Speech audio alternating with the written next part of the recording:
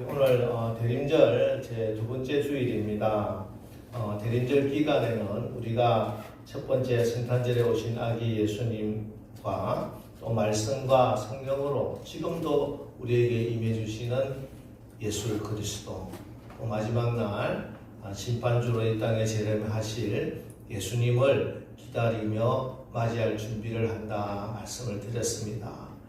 지난주 대림절 제 1주에는 다시 오실 예수님을 우리가 어떻게 준비하고 기다려야 하는가 하는 마지막 때 신앙의 자세에 대한 말씀을 나눴습니다. 우리 주님은 다시 오십니다. 아멘. 반드시 다시 오십니다. 아멘. 오실 날이 정말 가까웠다. 아멘. 여기 우리 주님이 저리로서 하나님 우편에서 하늘로 가신 그대로 다시 산자와 죽은 자를 심판하러 재림을 하신다 하는 것입니다. 이 말은 다시 말해서 부활하신 예수님이 하늘로 올리셨다 하는 말씀이죠. 부활하신 예수님이 하늘로 올라가셨습니다. 자, 그런데 우리 부활하신 우리 주님이 제자들에게 약속을 한 것이 있습니다. 마태복음 마지막 구절입니다. 마태복음 28장 20절. 내가 너희에게 분부한 모든 것을 가르쳐 지키게 하라. 볼지어다 내가 세상 끝날까지 너희와 항상 함께 있으리라. 아멘. 예수님이 제자들에게 내가 세상 끝날까지 너희와 항상 함께 있겠다 이렇게 약속을 했어요. 그리고 40일 동안 부활하신 예수님이 제자들과 늘 함께 계시면서 하나님 나라에 대한 말씀을 전해주셨습니다. 그런데 40일이 지나서 예수님이 제자들이 보는 앞에서 하늘로 올라가 버렸어요. 그리고 지금 우리가 믿고 있는 그대로 우리 주님은 하나님 보좌 우편에 계십니다. 자, 그러면은 우리 주님이 내가 세상 끝날까지 너희와 항상 함께 있겠다 하는 이 약속은 어떻게 된 것이냐? 그 해답이 사도행전에 가면은 나오기 시작합니다. 사도행전 1장 4절. 사도와 함께 모이사 그들에게 분부하여 이르시되 예루살렘을 떠나지 말고 내게서 들은 바 아버지께서 약속하신 것을 기다리라.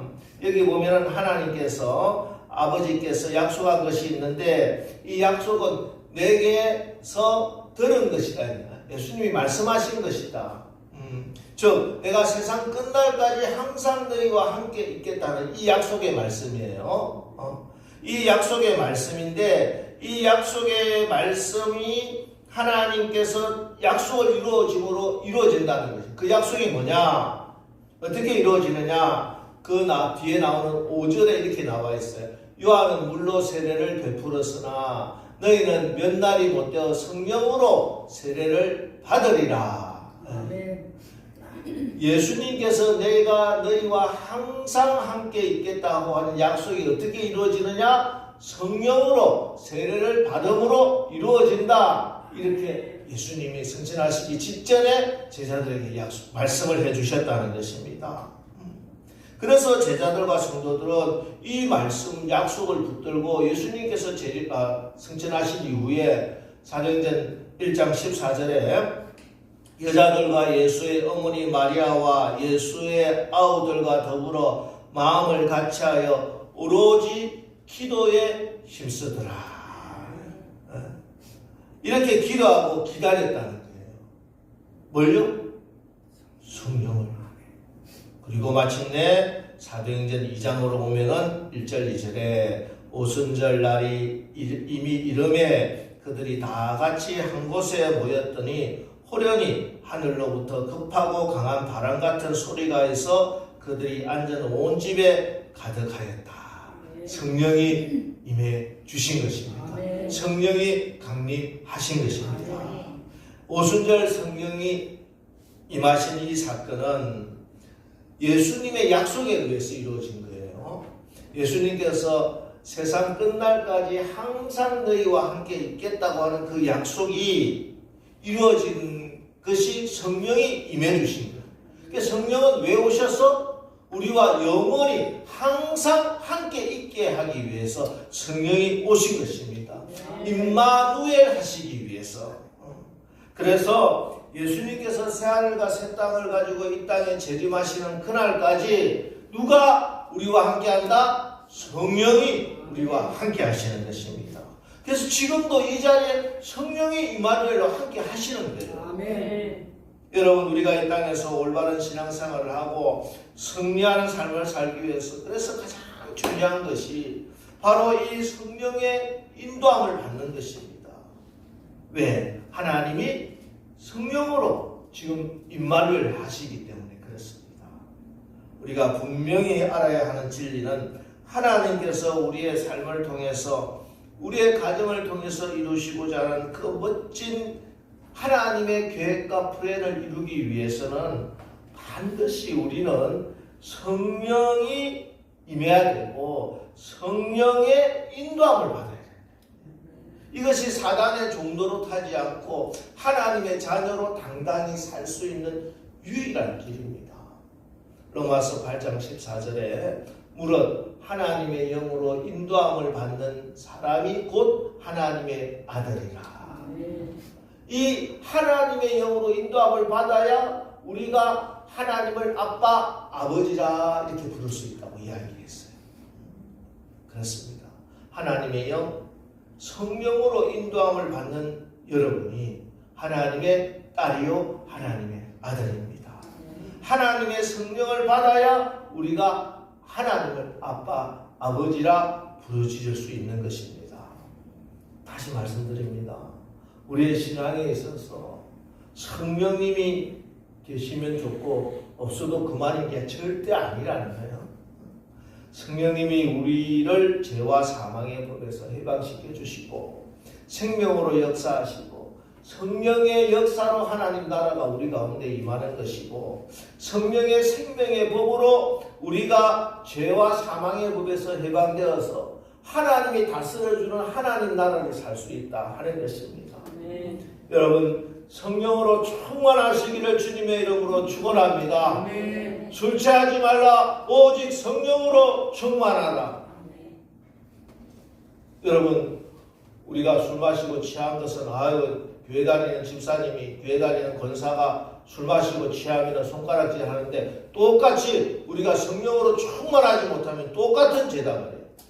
성령 충만하기를 간구하고 성령님을 사모하시기 바랍니다. 성령님이 인격이시기 때문에 내가 내 마음을 열고 성령님을 환영하기만 하면 성령께서 기쁘시게 우리에게 임해 주시고 우리를 다스려 주실 줄 믿습니다. 자, 이 성령의 인도함을 받고 성령 충만한 삶이, 성령 충만한 교회가 어떤 교회인가 하는 것을 보여준 구약의 사건이 있습니다. 그게 오늘 우리가 읽은 본문입니다. 사무엘상 19장 라마 나요세 이야기입니다. 하나님께서 사울을 대신해서 이스라엘 왕으로 다윗을 세우셨습니다. 그래서 사무엘이 다윗에게 기름을 붓죠. 그리고 한 5년 동안 지나면서 블레셋의 골리앗을 다윗이 무찌르고 백성들에게 영웅이 되고 왕의 사위가 되었습니다. 모든 것이 너무나 순적하게 평안하게 잘 풀리는 것 같았어요. 그런데 사무엘상 18장 10절 11절 말씀을 보니까 그 이튿날 하나님께서 부리시는 악령이 사울에게 힘있게 내림에 그가 집안에서 정신없이 떠들어대므로 다윗이 평일과 같이 손으로 수금을 타는데 그때 사울의 손에 창이 있는지라 그가 스스로 이르기를 내가 다윗을 벽에 박으리라 하고 사울이 그 창을 던졌으나 다윗이 그 앞에서 2번 피하였더라. 사울 왕에게 악령이 임했습니다. 하나님이 역사한 게 아니라 마귀가 강력하게 역사를 한 거예요. 여러분, 마귀가 역사하면 어떤 일이 일어나느냐? 도둑이 오는 것은 도둑질하고 죽이고 멸망시키는. 마귀가 역사하면 반드시 그 결과는, 그 결론은 도둑질 당하고 죽음이 역사하게 되는 것이에요. 멸망하게 되는 것이다. 그래서 지금 다윗은 사울을 치료하기 위해서 수금을 타고 있는 거예요. 자기를 치료해주는 그 사람을 향해서 창을 들어서 2번이나 던져 죽이려고 한 것입니다.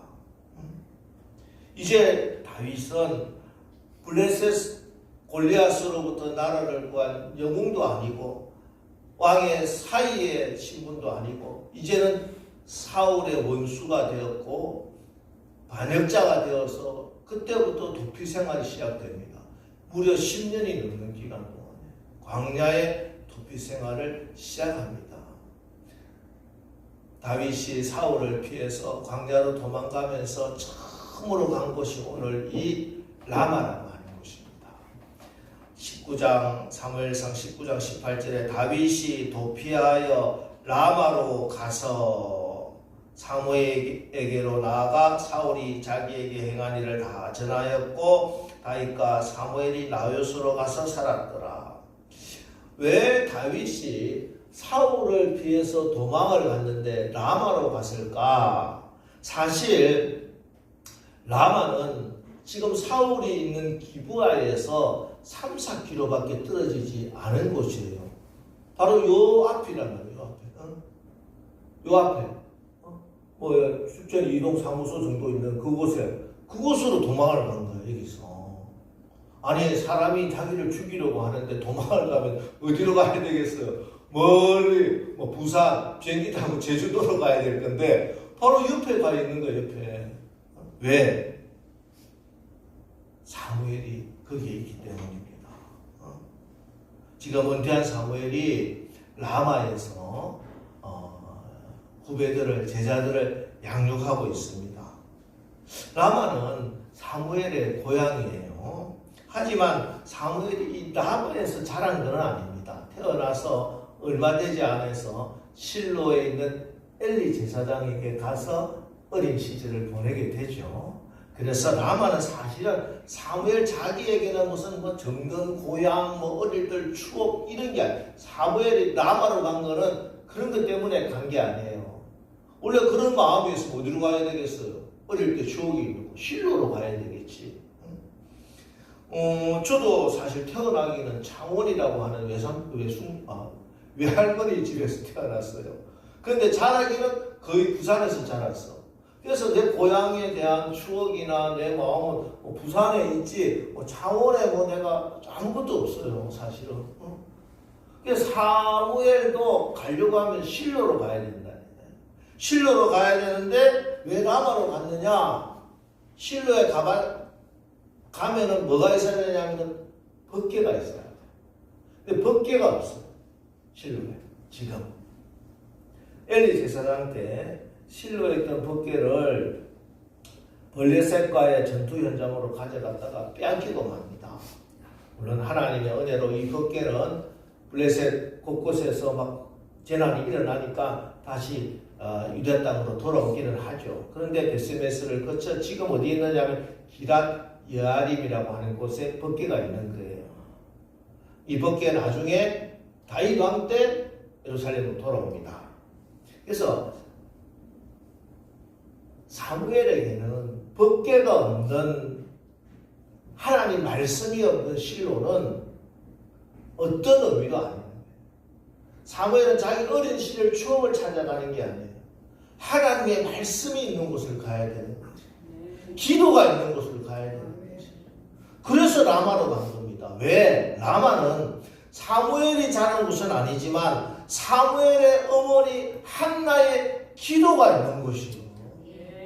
어린 사무엘을 실로에 젖을 떼자마자 보낸 거고 그 어린 아이를 저 멀리 보내놓고 한나는 어떻게 하겠습니까? 밤낮 아마 기도했을 겁니다. 내 사랑하는 아들을 축복하면서 이 아들을 하나님께서 형통하게 인도해 주시고 붙들어 달라고 자녀를 위해서 눈물 흘리며 기도한 곳이 라마란 말이에요. 실로의 성전에 들어갈 때마다 사무엘을 입힐 옷을 정성껏 한 땀 한 땀 만든 곳이 라마예요. 때문에 이 라마는 어머니 한나의 눈물의 기도와 어머니 한나의 사랑이 있는 곳이에요. 저는 우리 교회가 자녀를 위해서 기도하는 라마 같은 교회가 되시기를 주님의 이름으로 축원합니다. 그래서 이곳에서 여러분이 기도하고 여러분이 사랑을 베풀고 그 기도를 먹고 사랑을 먹고 자라는 여러분의 자녀들이 이 땅에 이 시대에 사무엘과 같은 영적 거장들이 되기를 주님의 이름으로 축원합니다. 이렇게 라마로 내려간 사무엘은 노년을 편하게 은퇴했으니까 지내는 게 아니고 그곳에서 후배들을 양육합니다. 하나님의 말씀으로, 기도로, 예배 생활로. 그곳이 나요시예요. 이 나요시라고 하는 말은 지방 이름이 아니고 히브리 말로 거처, 거주지, 초원지대라고 하는 뜻입니다. 어떤 거주지를 마련해 놓고 그곳에서 제자들을 모아서 이렇게 영적인 훈련을 하고 있던 곳입니다. 그러니까 라마에 있는 나요시. 이 나요시는 요즘 치면은 뭐 신학교도 될 수 있고 혹 교회도 될 수 있어요. 이 라마에 교회를 세우고 신학교를 세우고 후배들을 양육하고 있었던 곳이 바로 라마에 있는 나요. 라마 나요시. 자, 이제는 이제 라마가 어떻게 되느냐?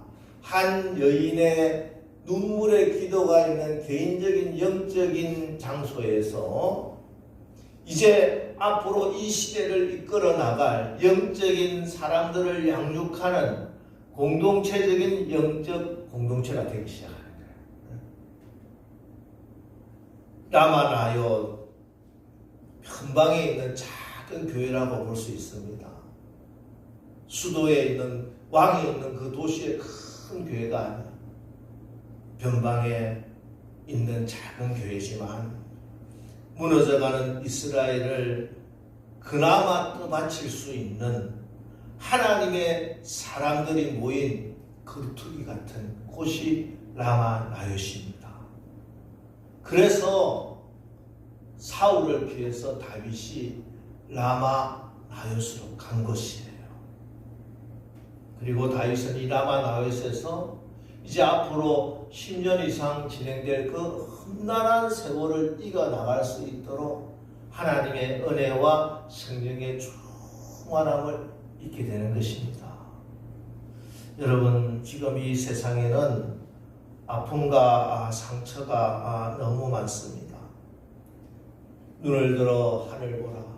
찬송가 515장 찬송처럼 지금 이 어지러운 세상 중에 곳곳마다 상한정의 탄식 소리가 가득합니다.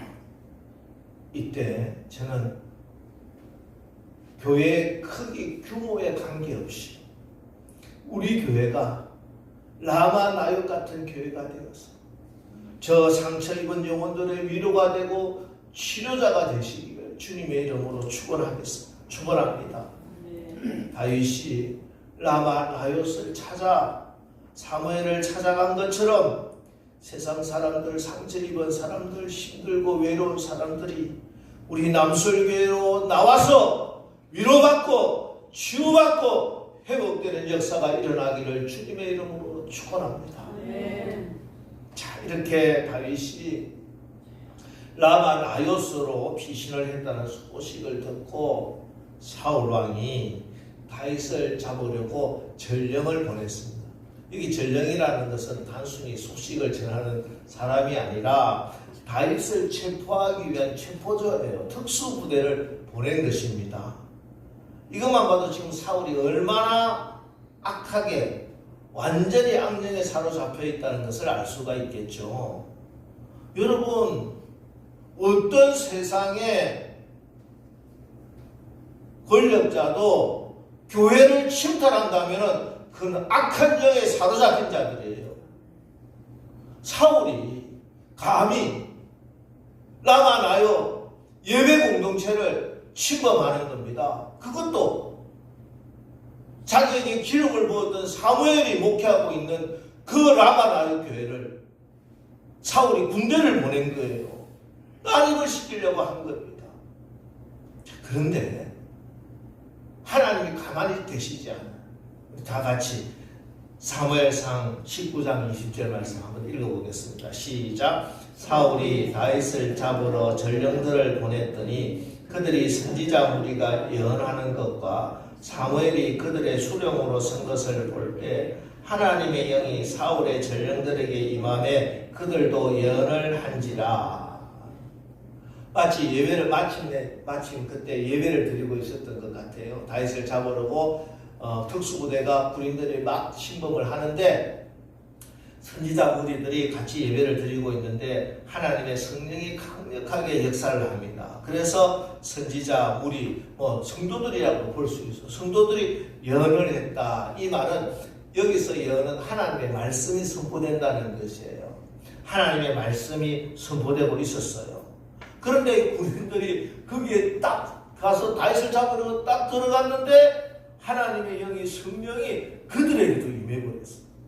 그랬더니 이들이 들고 있던 무기를 다 내려놓고 그곳에 성령의 말하게 하심을 따라 그들도 하나님의 말씀을 선포하더라. 다윗 잡으러 군인들이 교회에 왔는데 그 사람들이 성령을 받아가지고 거기에 성도가 되어서 할렐루야 예배드리고 있다는 거야.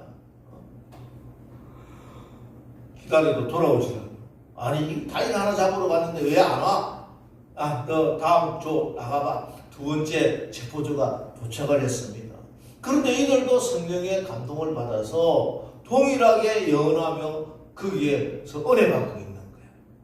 사울이 세 번째 체포조를 보냈는데 그들도 마찬가지입니다. 그래서 급기야 사울이 아니 이게 어떻게 된 일이냐 도대체 왜 이러냐? 내가 직접 가서 다윗을 잡아오리라 하고 사울이 직접 났습니다. 그런데 이게 웬일이냐? 23절 사울이 라마나요스로 가니라 하나님의 영이 그에게도 임하시니 그가 라마나요스에 이르기까지 걸어가며 예언을 하였으며 사울에게도 성령이 임했습니다. 이번에는 아예 라마나요스에 가기도 전에 가는 길에 성령이 임했습니다. 그래서 막 걸어가면서 예언을 하기 시작하는 거예요. 24절 그가 또 그의 옷을 벗고 사무엘 앞에서 예언을 하며 하루 밤낮을 벗은 몸으로 누웠더라. 그러므로 속담에 이르기를 사울도 선지자 중에 있느냐 하리라. 사무엘 앞에 이르러서는 성령의 역사가 얼마나 뜨거웠던지 여러분 성령 받아보신 분들 가운데도 이 뜨거운 성령을 경험하신 분들이 많이 계실 겁니다. 성령의 불이 임하니까 뜨거라. 진짜 몸이 막 타는 건 아닌데 그 마음으로부터 뜨거움이 온몸을 막 그렇게 휘감는 거예요. 그래서 옷을 훌렁 벗어버린 거예요. 사울이 얼마나 강력하게 성령이 역사하시는데 성령의 불이 임하니까 옷을 다 벗어 던지고 그리고 사무엘 앞에 가가지고는 벌러덩 누워버려서 다음 날까지 하루 밤낮을 벗은 몸으로 그대로 몸이 쓰러져 있었습니다. 그래서 사울도 예언자가 되었는가 이런 속담이 나올 정도. 보세요. 성령이 역사하셔야 됩니다. 여러분 성령이 역사하시면은 사울 같은 악한 사람도 악한 영에 사로잡힌 자 귀신 들린 자도 성령이 역사하시면은 다시 변화되는 것입니다. 얼음보다 차가운 그 마음에 성령이 임하면요 몸이 뜨거워서 옷을 입지 못할 정도로 그렇게 뜨거운 성령의 역사가 일어난다는 것입니다. 지금도 마찬가지입니다. 성령의 역사하심이 우리를 대적하는 어떤 사람이든지 환경이든지 이 모든 것을 성령의 능히 다스리는 줄 믿으시기 바랍니다. 성령은요 우리를 모든 위험으로부터 지켜주십니다. 나를 대적하는 대적이 나의 친구가 되고 나의 동료가 되게 해주세요. 인도 개척 선교사인 스콧 선교사가 인도 오지에 복음을 한 번도 들어보지 못한 부족이 살고 있다 하는 이야기를 듣고 그곳을 찾아 나섰습니다. 그런데 그 마을에 도착하니까 원주민들이 선교사를 보자마자 때를 지어 나와가지고 시퍼런 칼을 들고 막 달려드는 거예요. 순간 죽음을 예감하고 목사님이 모든 것을 다 하나님께 맡기며 마지막 하나님께 찬송을 드려야 되겠다 하고 항상 소지하고 다니던 바이올린을 꺼내서 연주를 합니다. 연주를 하며 찬양을 합니다. 찬송가 36장 주 예수 이름 높이어를 연주합니다. 주 예수 이름 높이어 더 찬양하여라. 같이 불러요. 금멸유화를 들여서 만유의 주 찬양. 금멸유화를 들여서 만유의 주 찬양. 주 예수 당한 고난을 모리줄 죄인아 내 귀한 몸에 맞춰서 만유의 주 찬양. 내 귀한 몸에 맞춰서 만유의 주 찬양. 이 절을 연주하고 마칠 쯤 돼서 보니까 놀라운 일들이 일어났어요. 기세등등하고 칼을 들고 덤벼들던 이 사람이 칼을 다 내려놓고 눈물을 줄줄 흘리고 있는 거예요. 찬양 가운데 성령이 임하신 것입니다. 아멘. 유 목사님은 그 마을 주민들에게 복음을 전하고 그 마을 전체가 예수 믿는 마을이 되었다. 그렇습니다. 여러분을 시기하고 질투하고 여러분을 방해하는 어떤 것들이 있습니까? 여러분 내가 성령 충만함을 입을 때 여러분의 가정이 우리 교회가 라마 나역 같은 성령 충만한 교회가 되기만 한다면 그 사람들이 우리 애를 공격하려고 하던 그 칼과 모든 악한 것들을 내려놓게 하실 것이고 그 사람들이 눈물 흘리고 얘기하게 할 것이고 하나님의 영광을 보게 하실 줄 믿습니다. 아멘. 저는 우리 남서교회가 이런 라마 나역 같은 교회가 되기를 바랍니다. 이 남서교회에 발을 내딛는 순간 아니 저기 계단에서 발을 내려놓는 그 순간 이미 하나님의 성령의 강력한 역사가 임하고 이 강당에서 하나님 말씀이 선포될 때 사람의 말이 아니라 성령의 바람, 성령의 불이, 성령의 생수가 흘러넘쳤습니다. 고난당한 자, 빚진 자, 마음이 원통한 자들이 다 취함을 받고 하나님 나라의 큰 일꾼으로 쓰임받고 어떤 사람도 심지어 사울과 같은 그런 사람도 악령에 사로잡힌 그 사람도 변화되고 하나님의 귀한 영광을 드러내는 하나님의 역사가 일어나게 되시기를 주님의 이름으로 축원합니다.